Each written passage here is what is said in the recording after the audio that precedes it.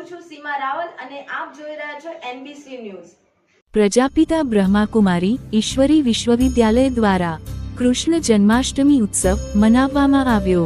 રાધા અને કૃષ્ણનું બાળપણ બતાવવામાં આવ્યું। કૃષ્ણનો જન્મ મહોત્સવ, રાસલીલા, મટકી ફોડ અને સાથે સાથે સુંદર સત્યુગી લક્ષ્મી અને નારાયણ અને દેવી દેવતાની સુંદર ઝાંખીનું પ્રદર્શન કરવામાં આવ્યું।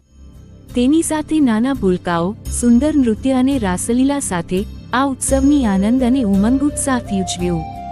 સાથે સાથે બ્રહ્માકુમારી રેખાબેને જન્માષ્ટમીનું આધ્યાત્મિક રહસ્ય પણ સમજાવ્યું।